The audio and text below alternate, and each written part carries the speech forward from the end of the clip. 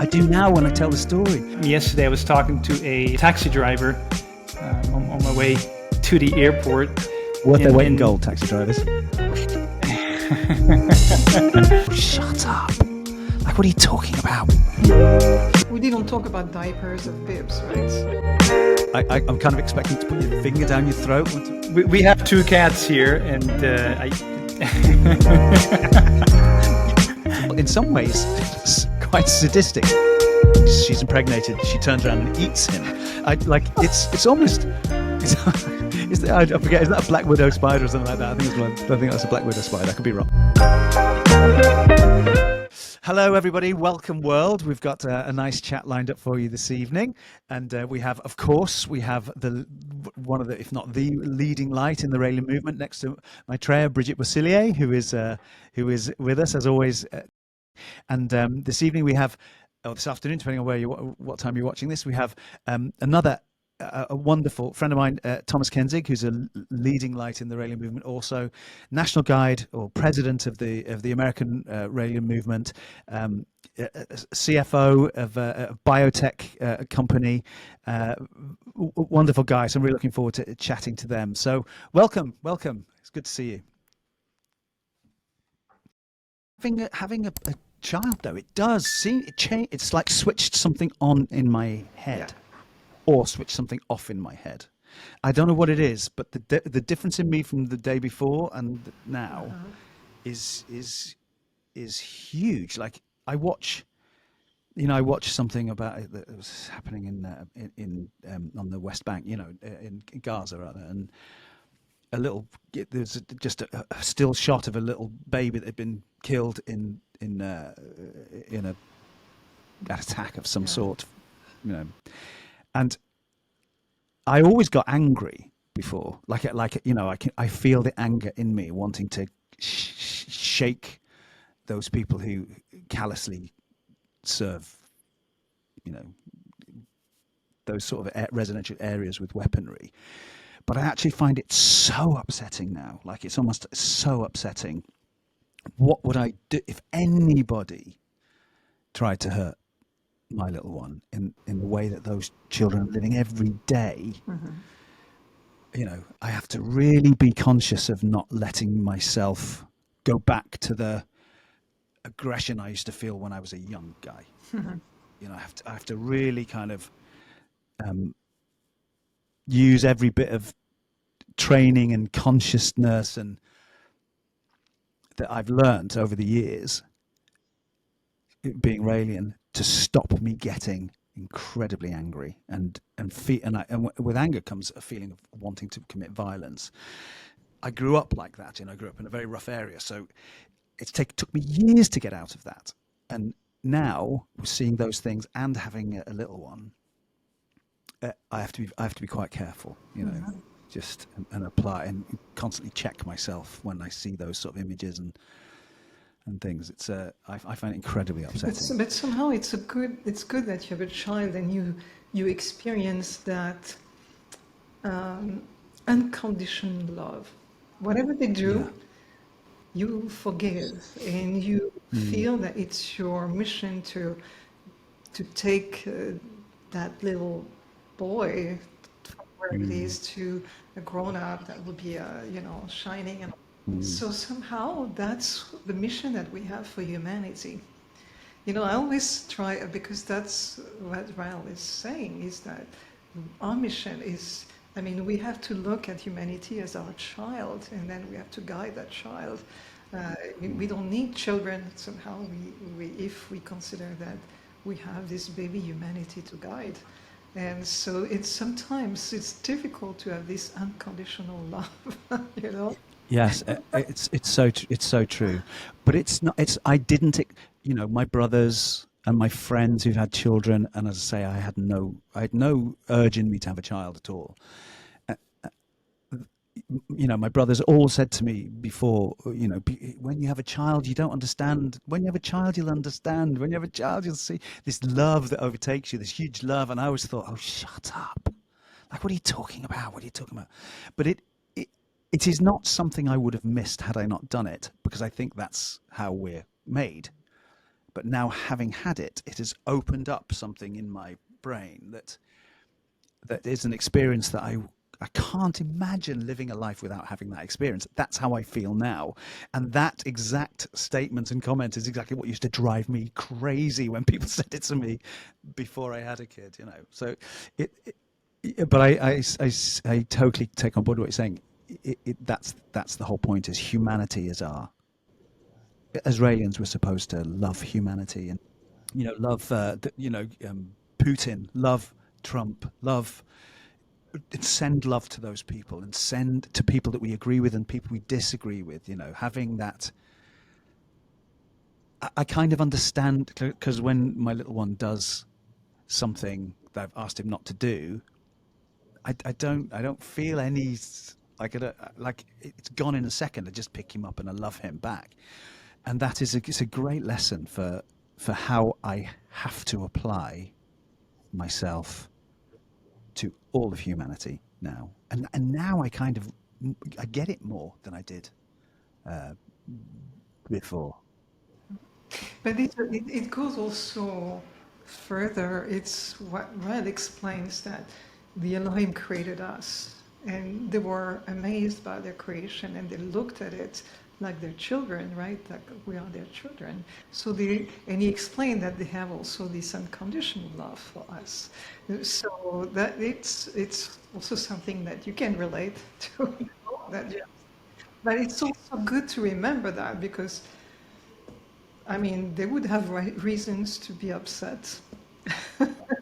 Yes. Even looking at my life, sometimes I said they would have reason to be upset, you know, but the type of thoughts I have about myself, just myself. It's Me too. It's very disarming saying that they love us like that too, because I hadn't actually thought about it in those terms. That's very disarming. You know, it's very Thomas. I'm kind of expecting you to put your finger down your throat and talk about children and stuff any second, because I know in your most recent interview I saw that you were saying that you didn't have children and humanity is our child. So say again, Brigitte. We didn't talk about diapers of bibs, right? So. No. We're saving you that, and the different colours. We have two cats here, and it's enough for me. It's enough for me. Yeah. You know what? That's exactly the place I was until everything suddenly happened. I mean, I was a father at 60. Do you know what I mean? It wasn't in my on my plan. But anyway, enough about that. It is a very interesting subject, and unconditional love is such. It's easy to say, isn't it? It's something that's easy to say. Oh yes, I have unconditional love for this, or unconditional love for humanity. That's a very big step. It's very hard.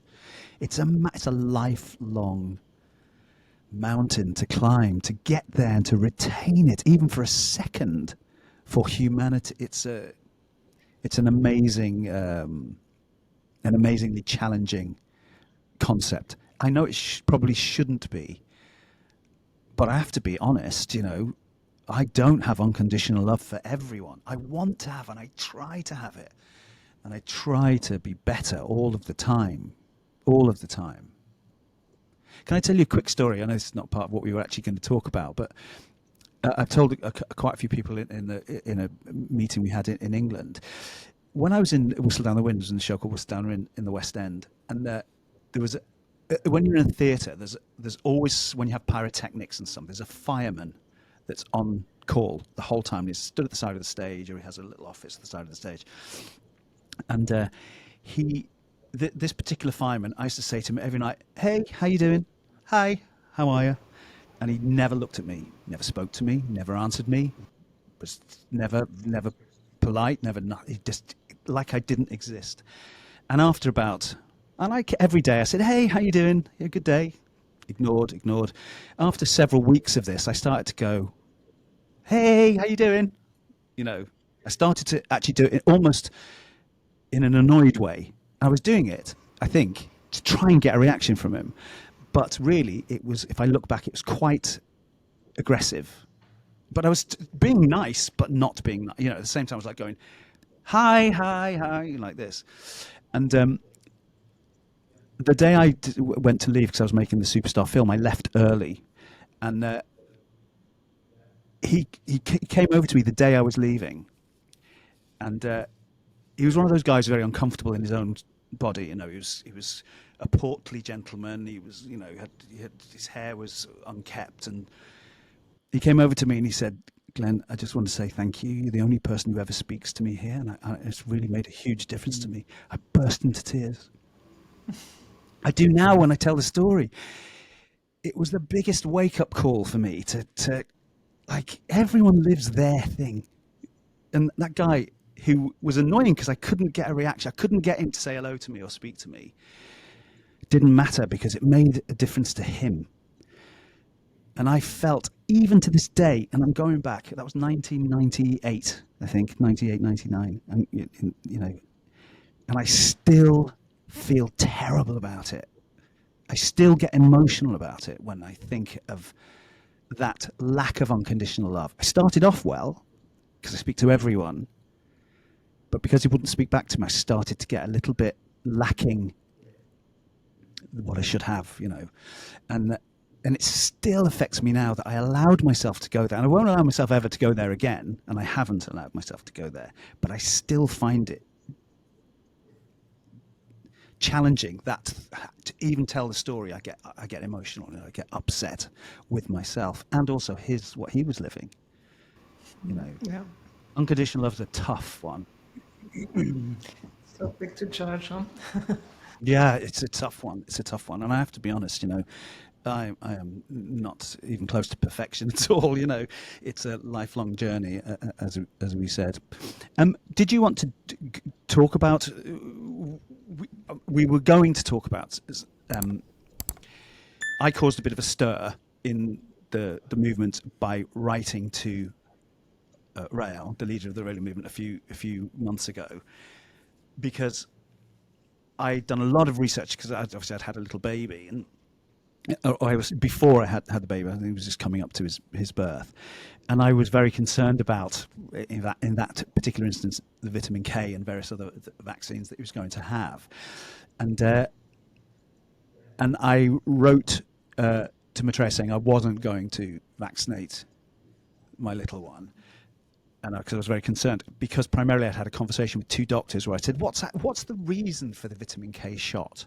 Because I read that 100% of all babies are born 20% deficient in vitamin K. How can that be the case?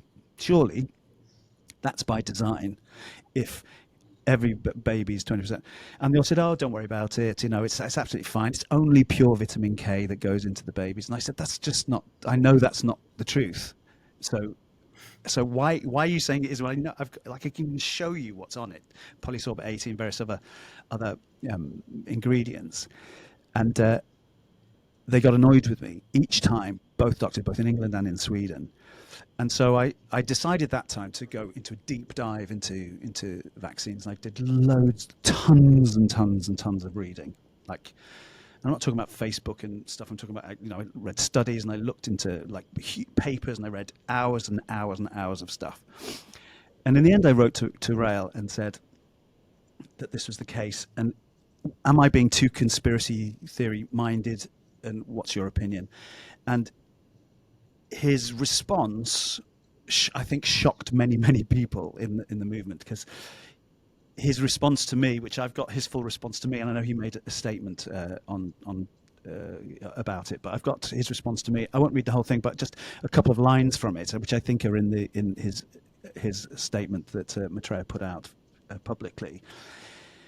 He wrote, "Yes, I am anti-vax. I've said this many times, but I'm also pro-freedom. So it's up to the parents to decide if they vaccinate their children or not. What I can say is that facing this difficult choice, I would personally not vaccinate my child today, now."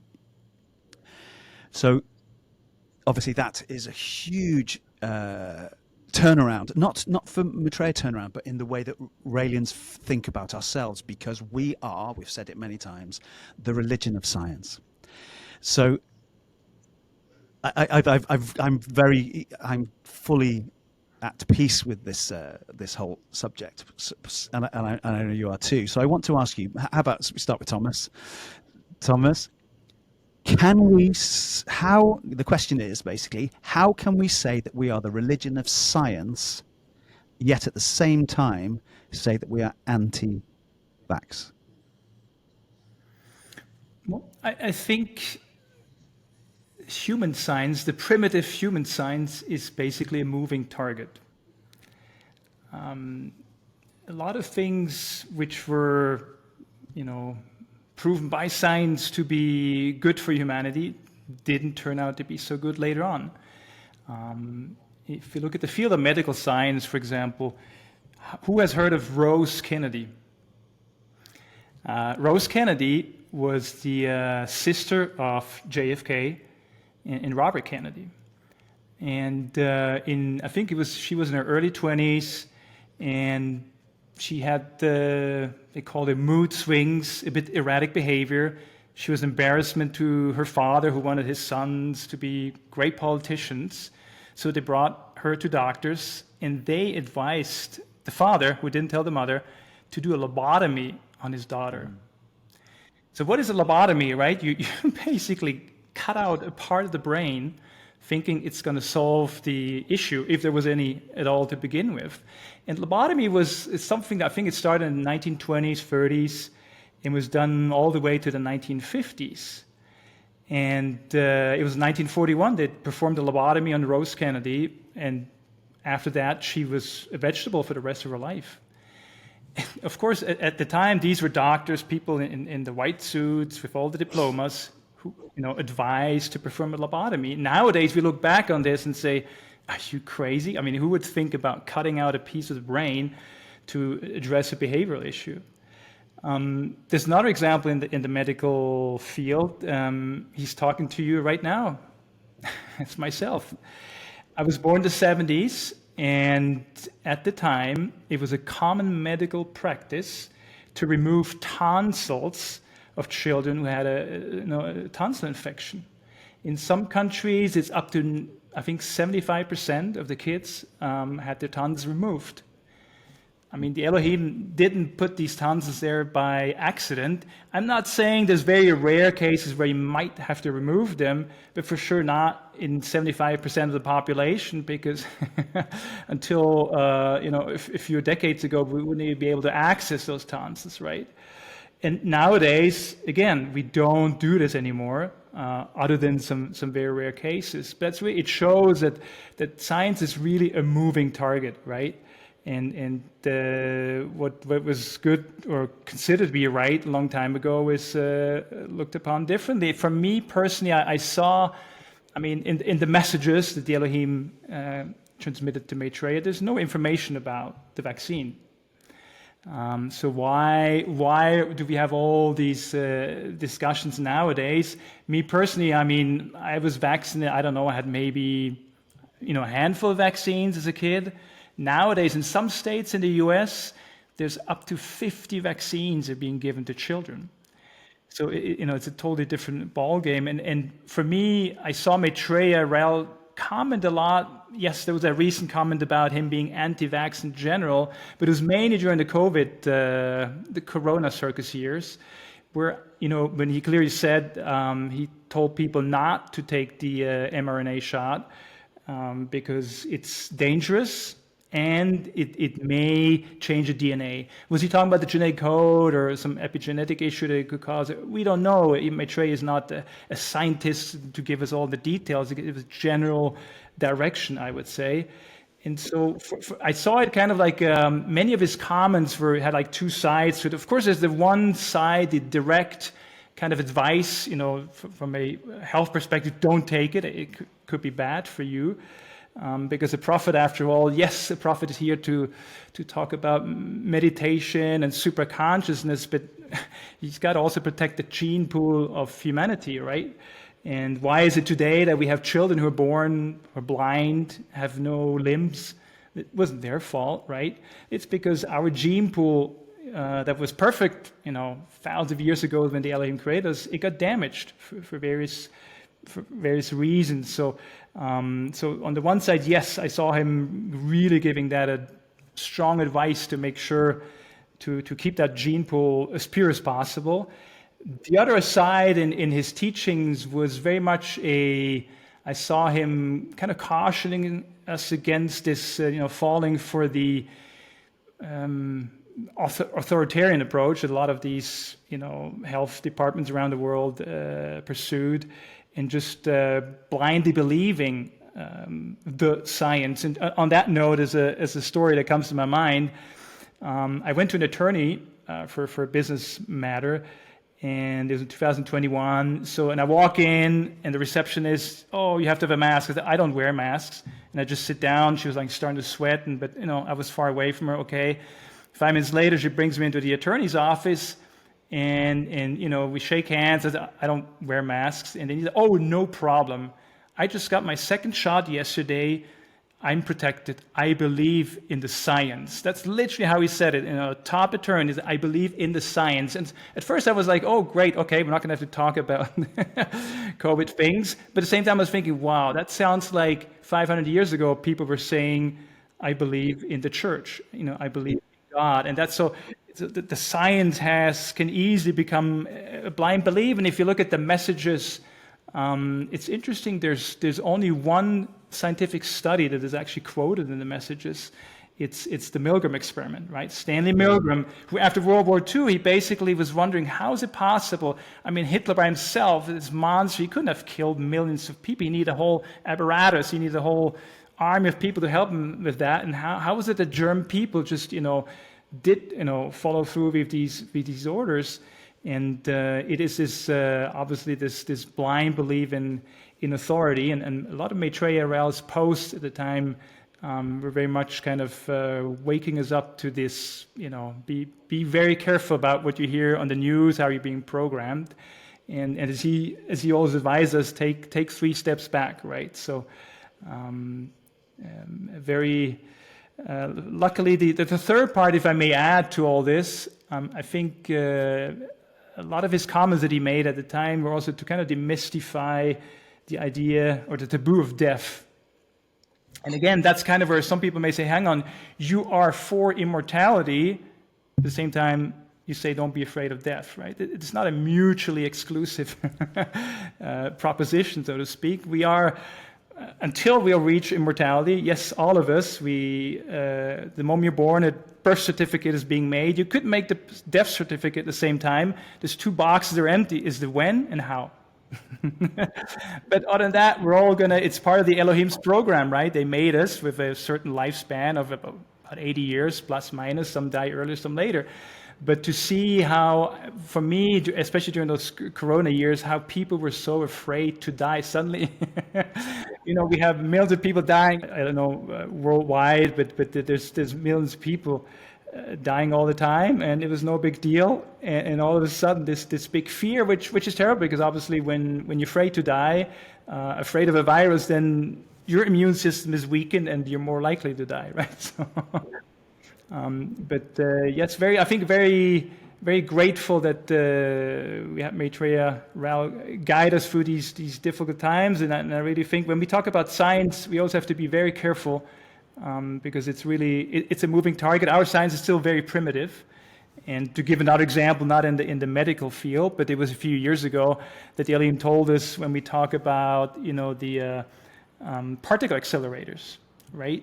So the CERN runs these underground. They basically high speed make these particles hit each other. And where Maitreya said, this being a message from the Elohim saying, fusion is good, but fission is bad because it can imbalance things on a infinitely smaller level, right? So not all what we consider the science is necessarily good. So and not a big... obviously example relating to us or a core principle of the Raelian movement, we are, creationists, the evolution theory, which is probably the biggest myth on this planet. It's one of theory scientists talk about, but we all know it's nonsense. Yeah, absolutely. You know what I find very interesting? It's the comment, trust the science, because surely it depends on who does the science. Surely it depends on who does the science. Can I just do you have anything you want to comment on that, Brigitte, or can I ask you something slightly different? I think there's one point about the vaccine that I wanted to add to what you said.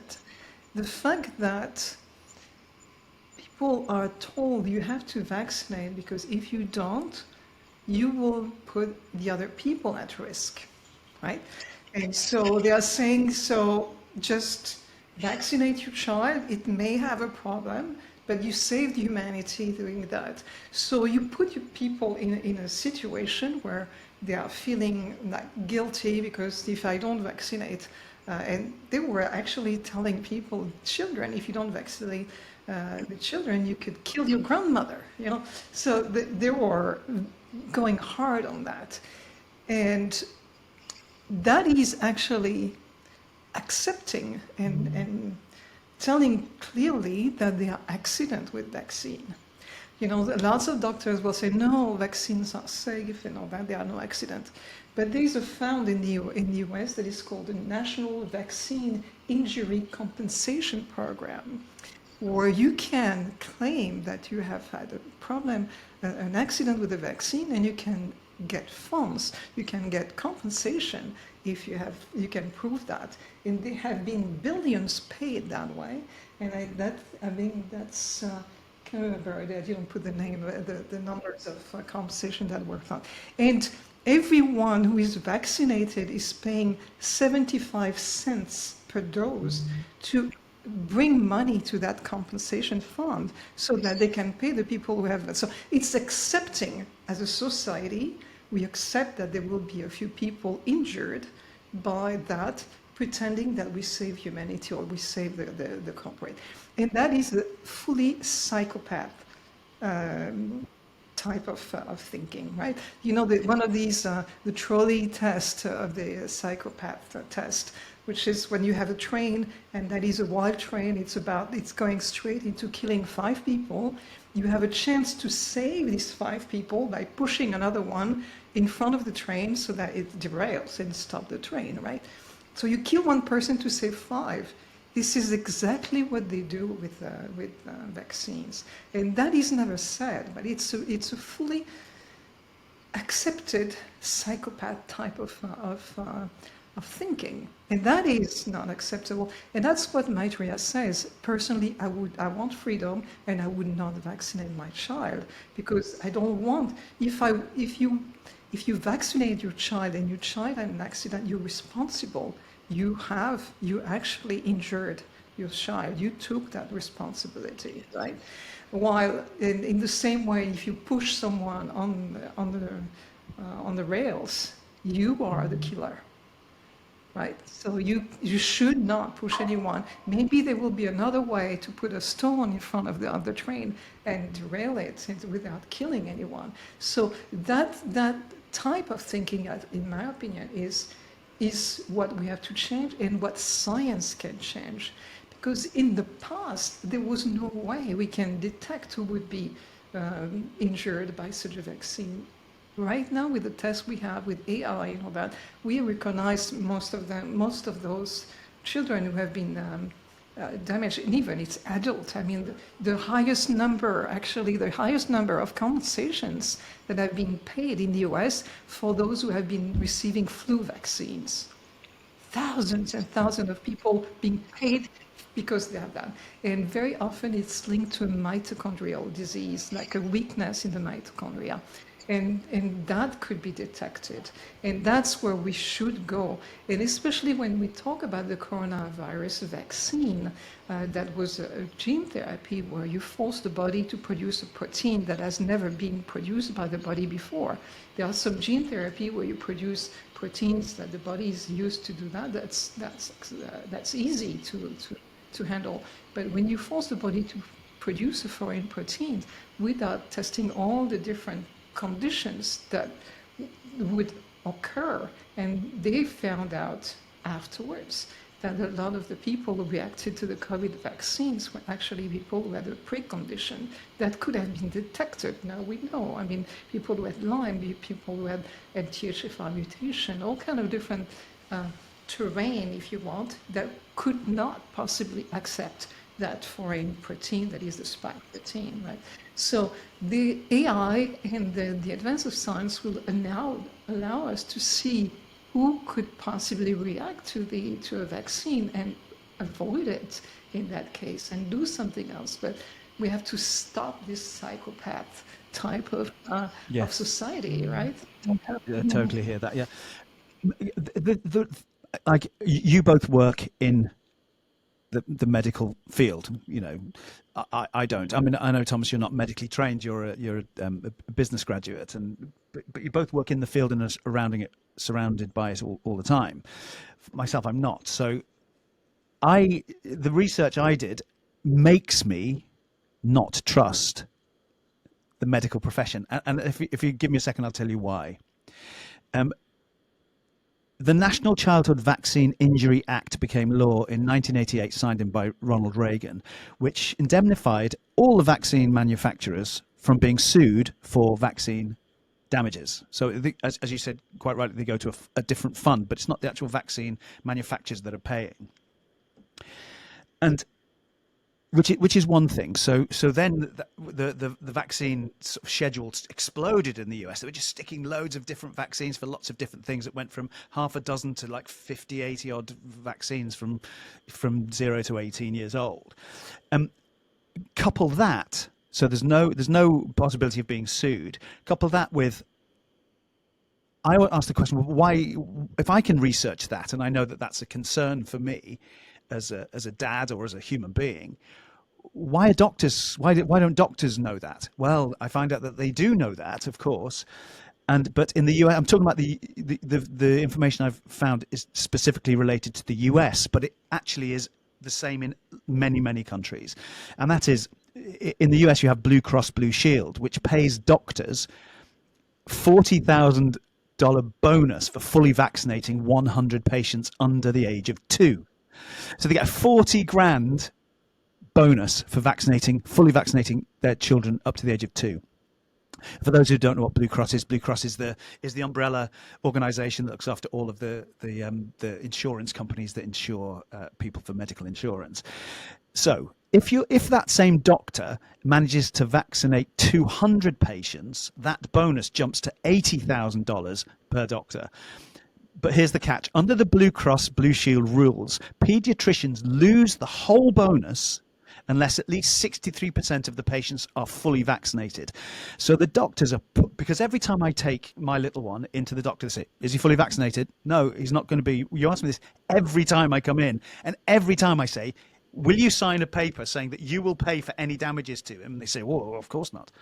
And I say, well, will you guarantee that polysorbate 80, for example, the chemical that's a blood-brain barrier, is taken out of the vaccine, or you give me some vaccine that doesn't contain those cocktail of chemicals? Oh, of course not. But every time I go in there, he asks me to have the kid vaccinated.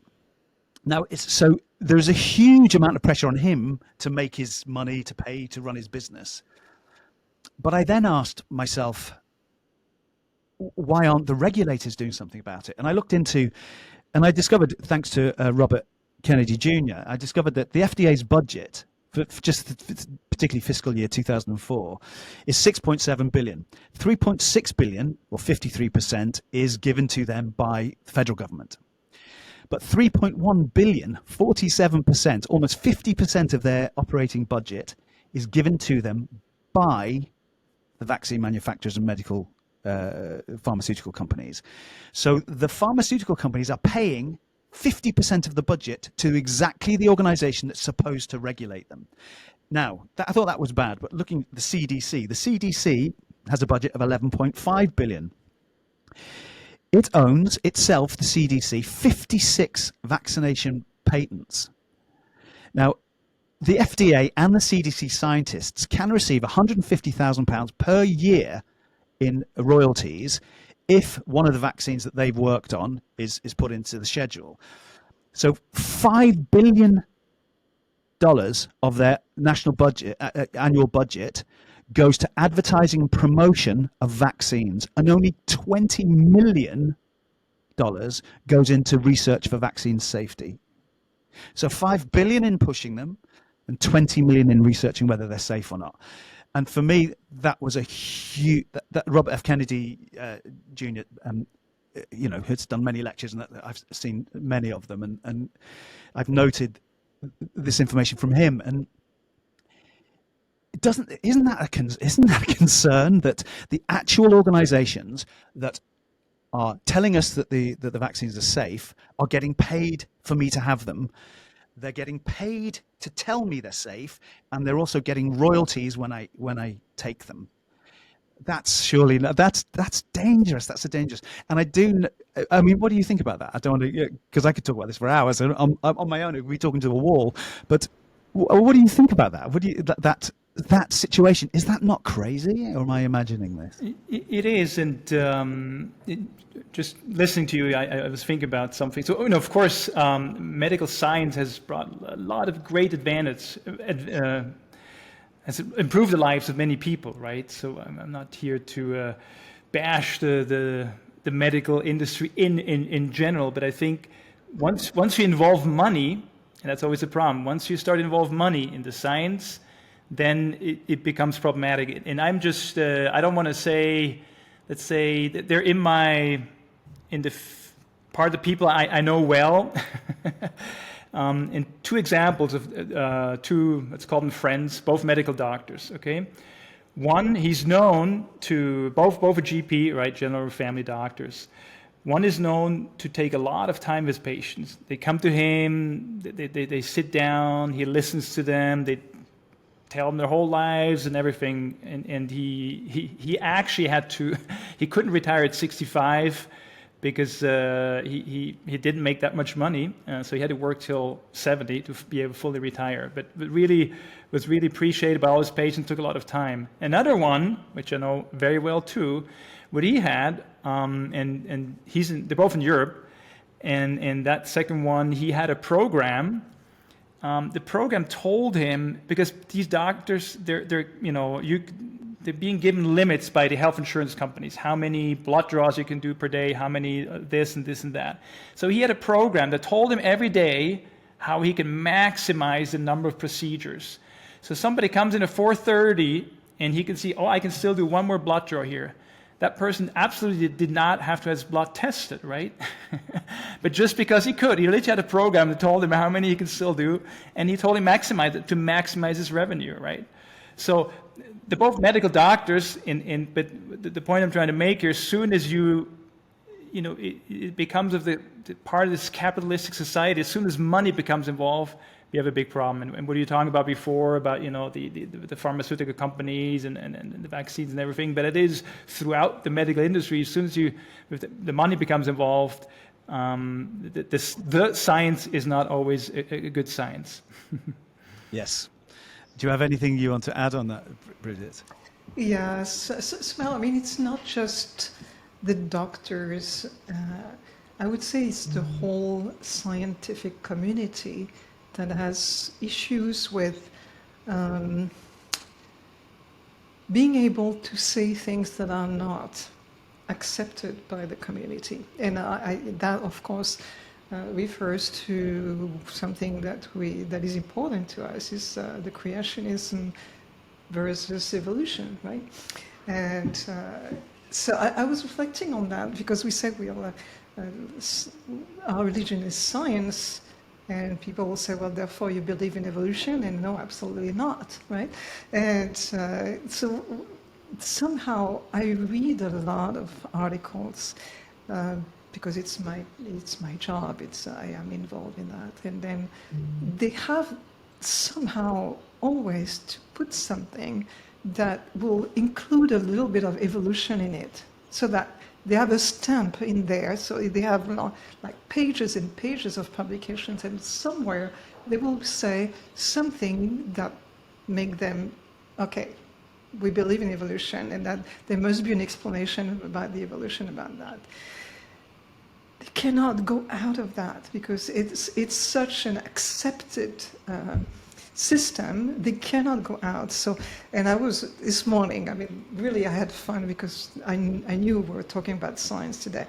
But there were pop up in my feed the story about the bombardier beetle. I don't know. You probably have heard of that, right?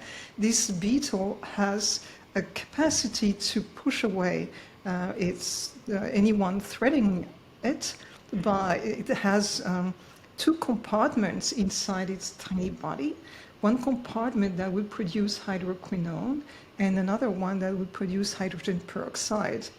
Very well separated, right? And then if that is released, so if that little beetle is threatened, then these 2 chemicals will go out of their chamber to go to a mixing chamber where these 2 chemicals will react and creates a very hot liquid, boiling liquid. It reaches 100 degrees Celsius, and then it's expelled. And that liquid is an irritant, it's very hot, and it smells foul, you know. So somehow imagine the number of mutation that has to occur at so many levels. It has to have mutation that create 2 different compartments, because if you produce hydroquinone in the same place as hydrogen peroxide, it's going to explode right away and the beetle disappear, right? So you have to have 2 compartments with cells creating these specific chemicals. And then you have to have a nervous system that whenever there's a threat, dictate the release of these chemicals into a different chamber, and when it reaches that temperature, it goes and expelled. Imagine, I mean, we have to, so this is described by biologists or entomologists or whatever. But if we look at it with a genetician or with the knowledge of genetics, you have to imagine all the different mutations on the DNA, all of these mutations happening at the same time, because if they happen at different time, you have an explosion occurring, and then that beetle or whatever ancestor of that beetle disappears. Right? So is there a moment where people will just say, you know, because when we talk about the scientific process, you have facts, and then you go to you propose a theory, and then you propose experiments to prove your theory, and then you collect more facts, and then you look at them based on what the theory says, and then you refine your theory. Is there a moment where scientists will finally accept that maybe it's time to review that theory? Because even if we put the solutions to say, no, it happens by chance, is to put billions of years of evolution, saying in billions of years, surely all of these evolution can happen at the same time. I'm sorry, but there must be, how can we refute the possibility that there were scientists who just had fun doing that, you know? Yeah, exactly. Exactly. But I always think, if it seems to me that evolution, not to Darwinian sense, I think I've mentioned this before, is I understand it, because a scientist starts with one thing, then his idea evolves, his technical ability to develop evolves, and so I can understand why people would think that that's, you know, evolution itself is a real thing, but it's a science-driven evolution. It's by a scientist or many scientists who sat there driving this. It's not a random chance, you know, happening that created all these complex and all in some ways quite sadistic. Is it a spider? I forget which animal it is, that when the male mates with the female, once she's impregnated, she turns around and eats him. It's almost. I forget. Is that a black widow spider or something like that? I think that's a black widow spider. I could be wrong, but it's almost like there's this huge sense of humor in and you know. Obviously, I think that group of scientists were probably annoyed by one of their partners as maybe to do that. But I can understand why the need to explain everything. I can understand. I can understand the need to explain everything. I could talk for hours about the minutiae of many things, and trying to explain everything and understand everything. I can understand where the idea of evolution came from, but it's not that big of a stretch, surely, for scientists to one day say, actually, this is a science-driven evolution. It's a scientific development. You can still cling to evolution, the word evolution, if that's what makes you happy, but that it's actually a scientifically driven one, because that, after all, is what the Elohim did, is it not? They created single-celled and more complicated organisms, and moved on from that.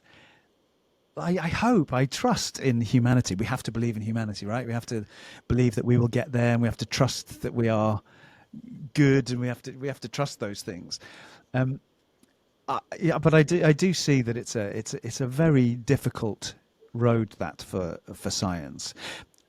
If I just want to just conclude one thing, we've spoken often about science and money, and what I have about where the money's coming from and who's actually funding it, and I'm kind of alleging that there is dishonesty or selfishness in a lot of these organizations that are pushing these on people. And it is a warning. Thomas has touched on it, you've touched on it, Brigitte, that it is a warning in the message.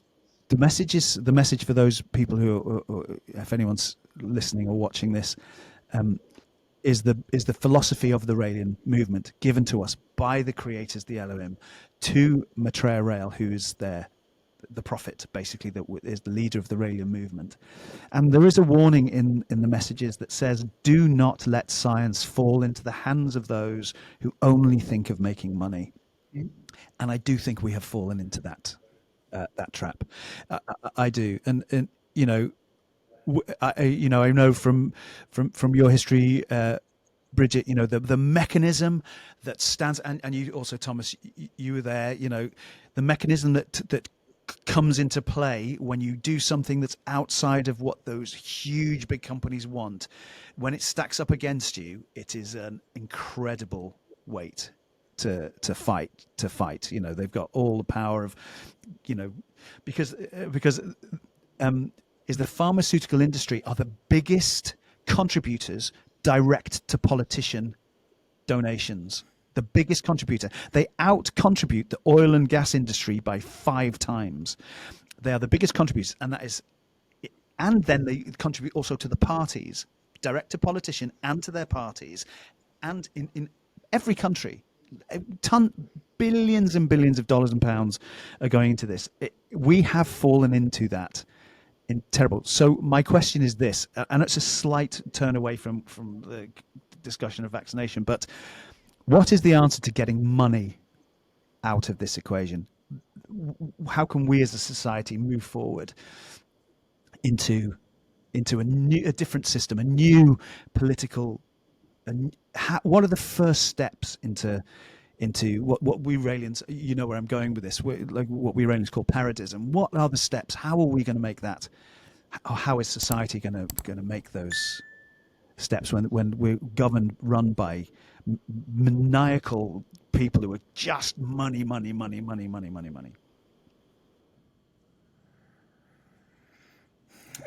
Glenn, if you may, just before we get to that main topic, because it just happened yesterday, I was talking to a taxi driver on my way to the airport. Worth their weight in gold, taxi drivers.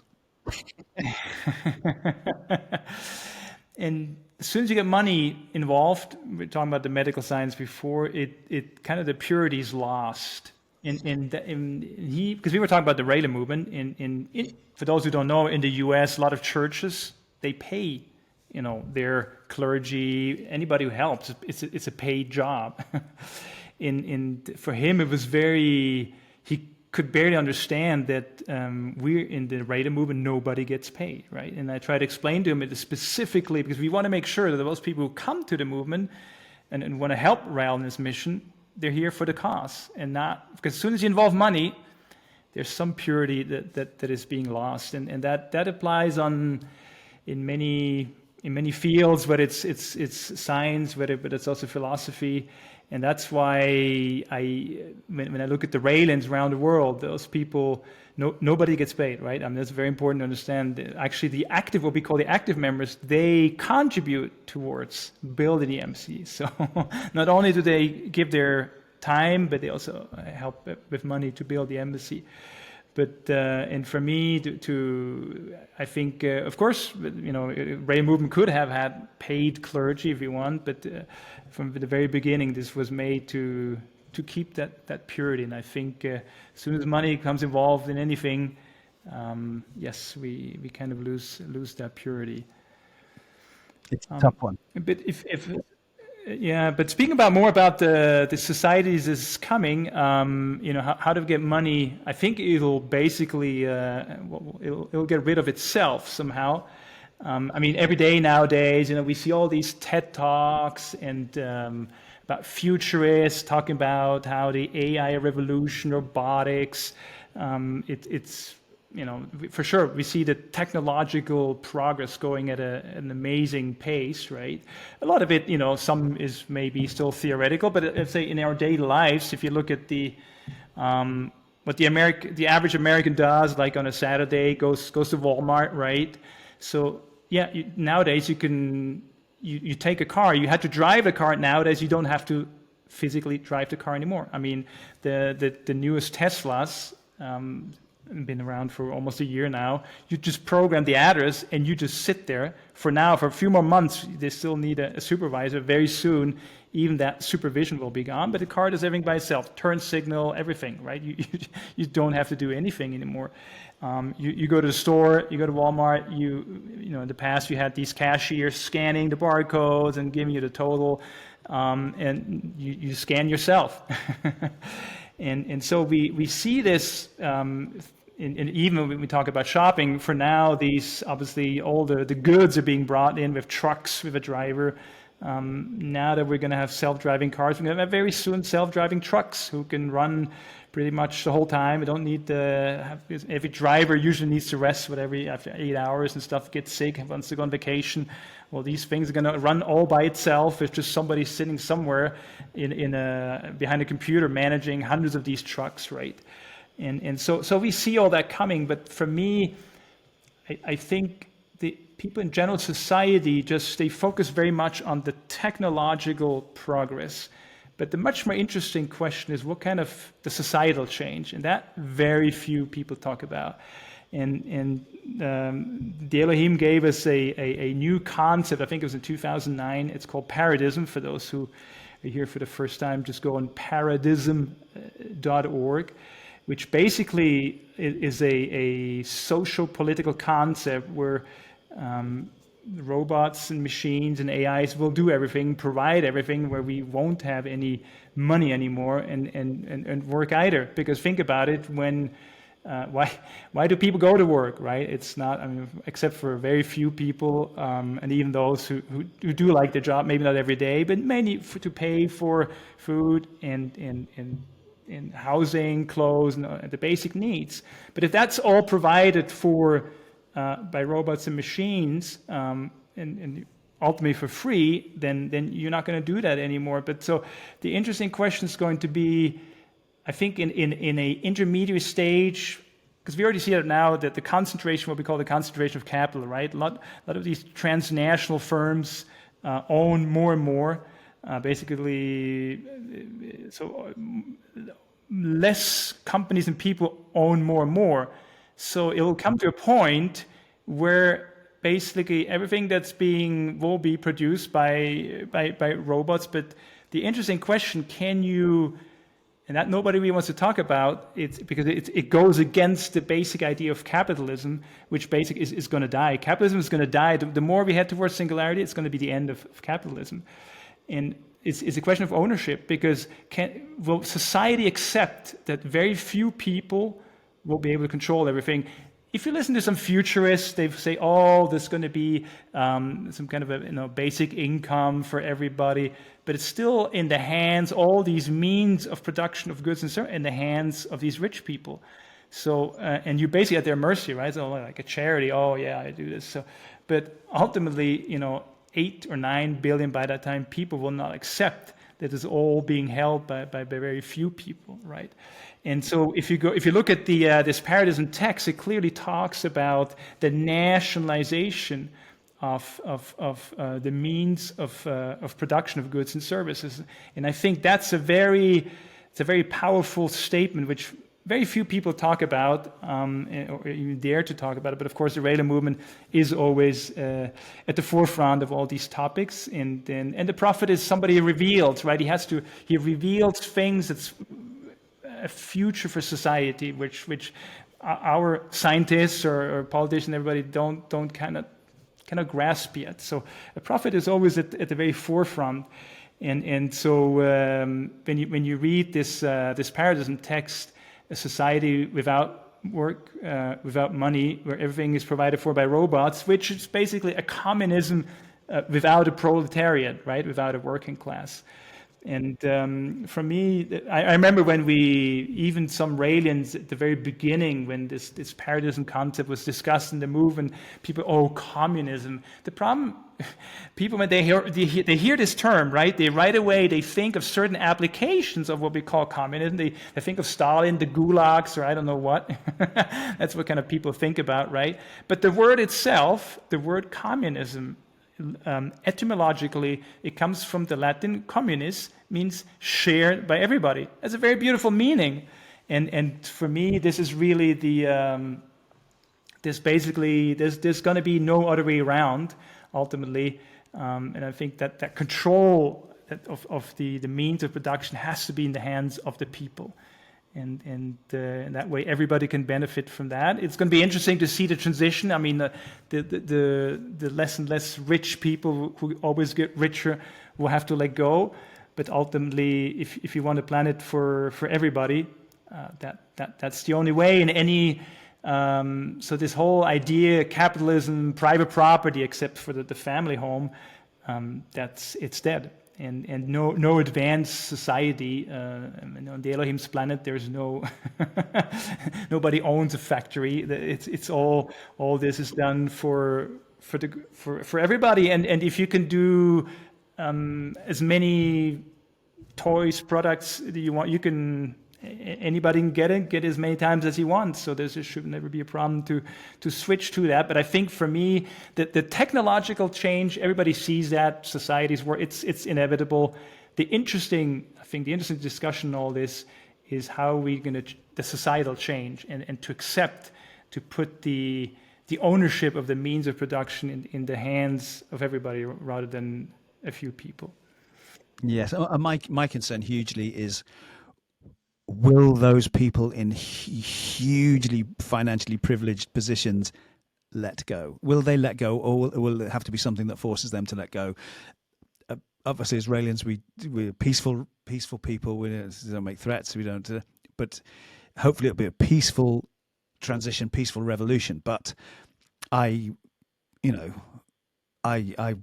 it's something that concerns me that day will come, but how it's coming. What do you think, Brigitte? What do you think the steps to Paradism? I mean, it's hard to predict, but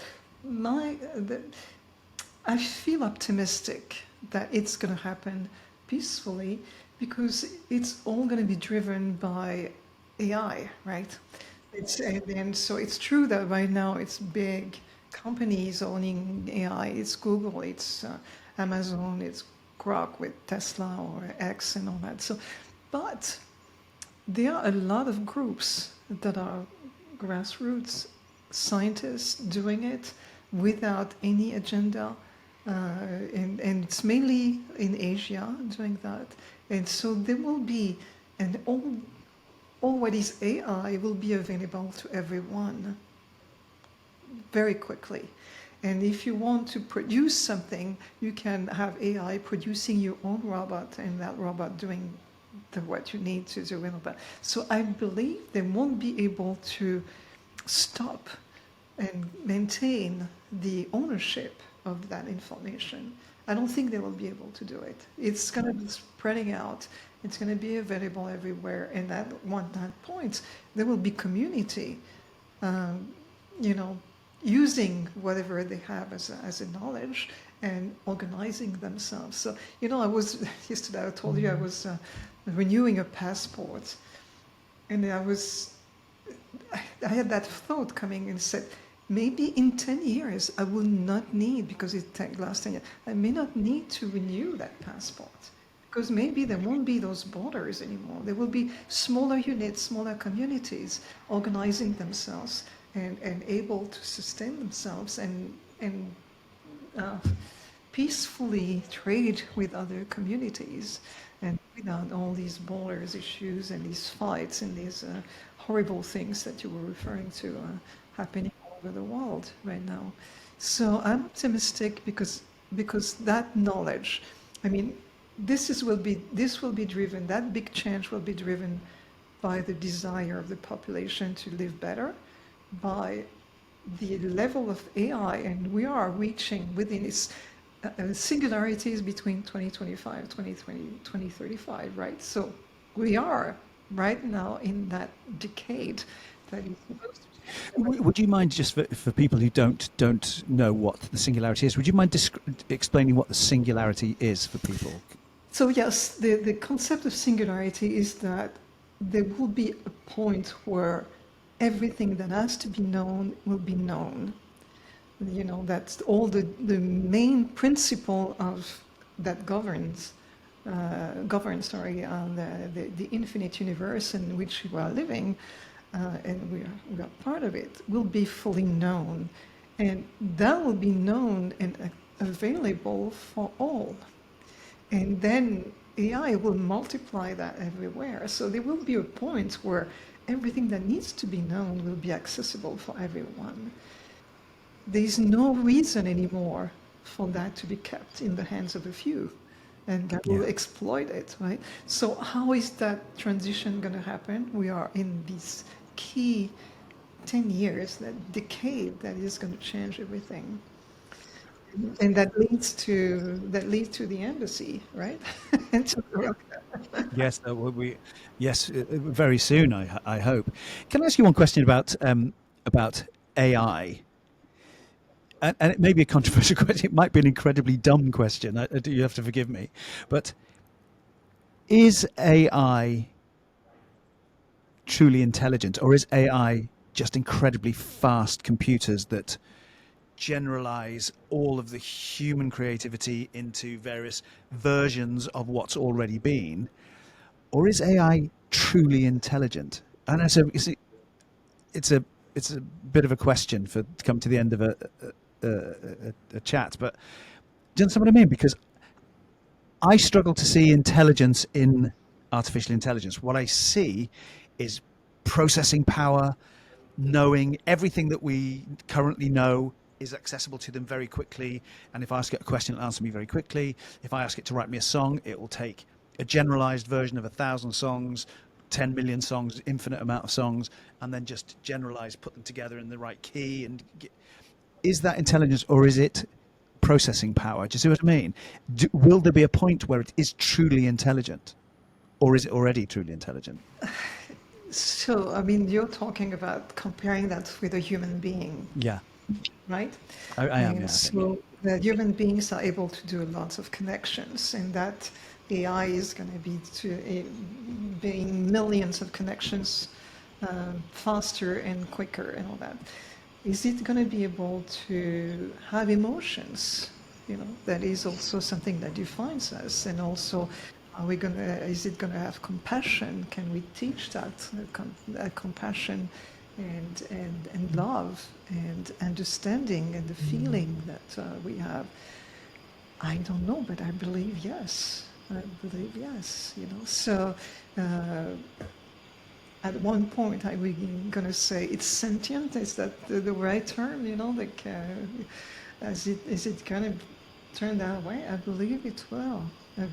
And that's at one point we'll be able even to transfer that into a different format and maybe have human beings or beings looking like them and having maybe a superior brain. I don't know. So, you know, we can imagine anything happening around what we're creating now, including that they go against us, and that's some of the thinking of of human beings looking at themselves and trying to see AI like doing the same twisted things that they do. But I trust that the way it is built, especially with in the Asian scientist community, it's not going to go that way. It's going to have compassion as one of its main rules. Yes, because isn't I have to make a confession. I was watching Battlestar Galactica rebooted or whatever it's called, the 6 series. It's like 10 years old, and they are obviously the human beings are at war with robots that they've created that are now looking like human beings, and they struggle in the whole series about these are just robots, these are just machines, they're not like us, they're not people. But isn't that what we are? Aren't we biologically created computers, created by another humanity? So we are ourselves in the Raelian sense, how we were created, is how we will then go off and create. I presume. I say we. It won't be me because I'm not scientific, but we will go off and create life and imbue it with intelligence and all of those senses that you're talking about. One day, maybe it will be true intelligence and truly compassionate. Truly, well, if I consider that I am those things, of a level of intelligence and of an ability to be compassionate and love, and to be hopefully one day to find that true selfless unconditional love for everyone and everything on the planet. We started off as a computerized creation, surely a biological computer, fine, but that's what we are. And as soon as we stop judging other people and judging other things as less than us, then maybe we'll get there far sooner. Yeah, I agree. I mean, to come back to your initial question, I mean, for sure now to identify whether somebody is a man or woman, right?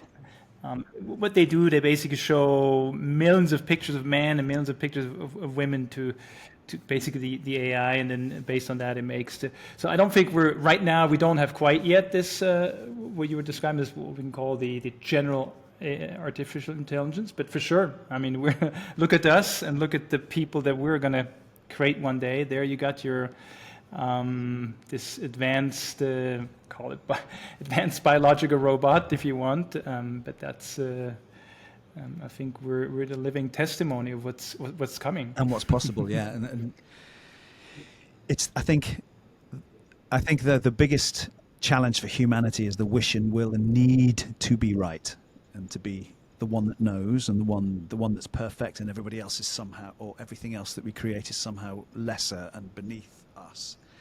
That we as a species have to, myself included, but grow in our capacity for humility a little bit, and acceptance, which is all part of the Raelian philosophy. Is it not? It's about loving, and we don't tolerate other religions. We don't tolerate anything. We accept and love the differences amongst us, humanity. So we don't preach tolerance. We don't say, because that implies judgment, doesn't it? Like, I don't agree with you, I don't like you very much, but I tolerate you.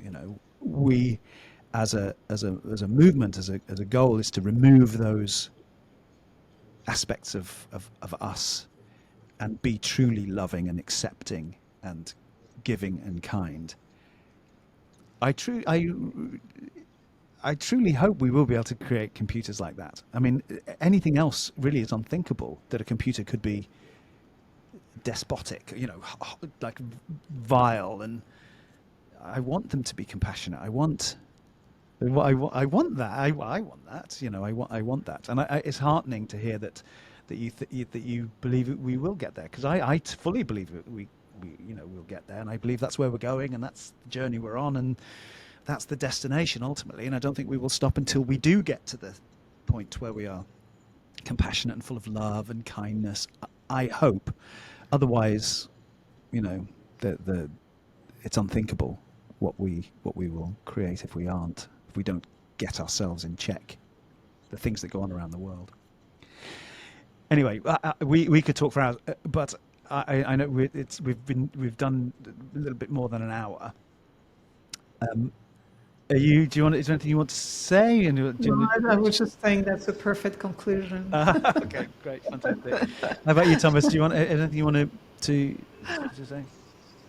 No, I think you said it perfectly. I mean, ultimately, the program is as good as the programmer. Yeah, yes, that's so they say. You know, so that's and we're in this kind of do or die moment, and I'm an optimist. I think I see the good in people, and people, I think in difficult times brings people together, and ultimately we will choose the right outcome. So I'm very excited about the future. Yes, me too.